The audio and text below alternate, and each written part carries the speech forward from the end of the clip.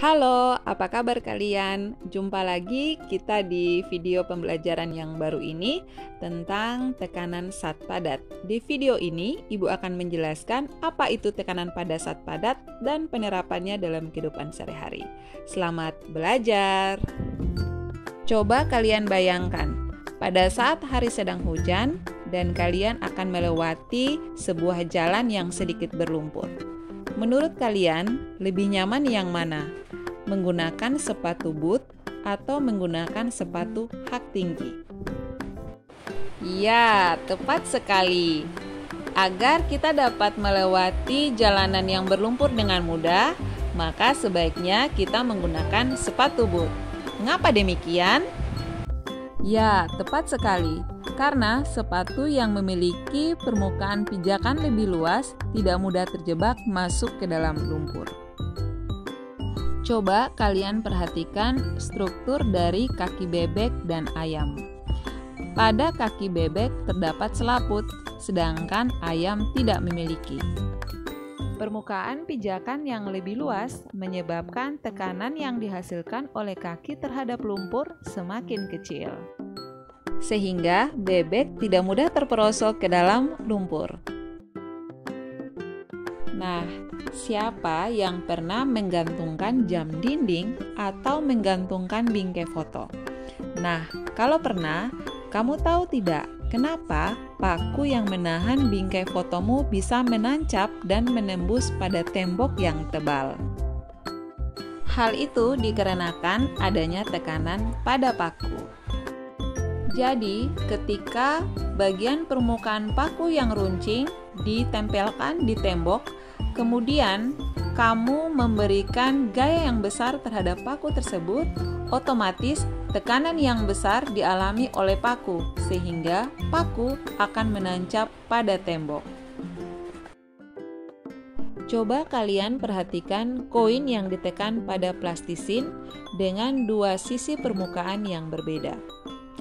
Jadi, apabila gaya yang diberikan pada suatu benda semakin besar, maka tekanan yang dihasilkan juga semakin besar. Sebaliknya, semakin luas permukaan suatu benda, maka tekanan yang dihasilkan semakin kecil. Jadi, tekanan adalah perbandingan antara jumlah gaya yang diberikan pada benda dengan luas permukaan benda. Sehingga, hal yang harus kamu pahami adalah semakin kecil luas permukaan tempat gaya bekerja, semakin besar tekanan yang dihasilkan gaya tersebut. Dan semakin besar gaya yang bekerja, semakin besar tekanannya.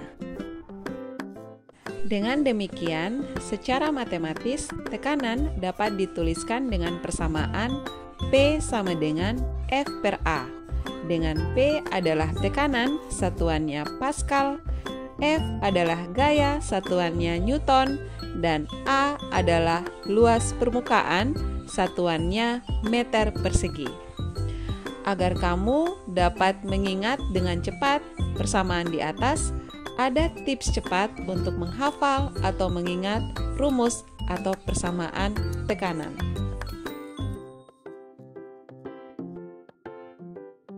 Sekarang coba jawab pertanyaan ini ya. Terdapat 3 buah benda yang berbeda yang diletakkan di atas lantai. Menurut kalian, tekanan paling besar yang dialami lantai diakibatkan oleh benda nomor? Jawabannya yang mana ya? Ya, tepat sekali. Benda yang memberi tekanan paling besar di lantai adalah benda nomor 3. Mengapa demikian? Kita telah mengetahui persamaan dari tekanan adalah P sama dengan F per A. Kita telah belajar bahwa untuk gaya yang sama, semakin kecil luas permukaan, semakin besar tekanan yang dihasilkan.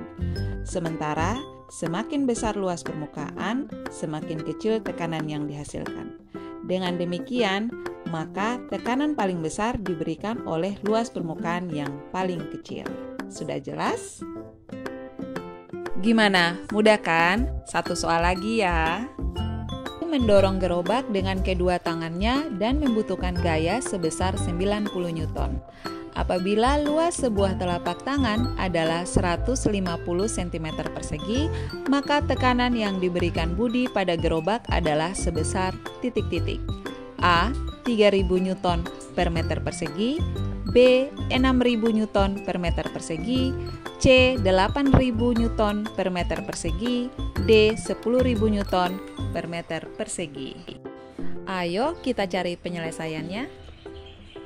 Jadi diketahui gaya F sama dengan 90 Newton, luas permukaan A sama dengan 2 kali 150. Mengapa 2 kali? Karena 2 kali telapak tangan berarti 2 kali luas permukaan. Sama dengan 300 cm persegi dikonversikan ke meter persegi menjadi 0,03. Yang ditanya adalah besar tekanan atau P. Tekanan yang diberikan persamaannya P sama dengan F per A. Jadi P sama dengan 90 per 0,03, P sama dengan 3000 Newton per meter persegi. Jadi jawabannya adalah A. Mudah kan? Jadi untuk menentukan besarnya luas permukaan A dan gaya yang bekerja F, kalian bisa menggunakan segitiga rumus tekanan. Dari segitiga rumus tekanan, kalian bisa lihat bahwa F sama dengan P kali A dan A sama dengan F per P.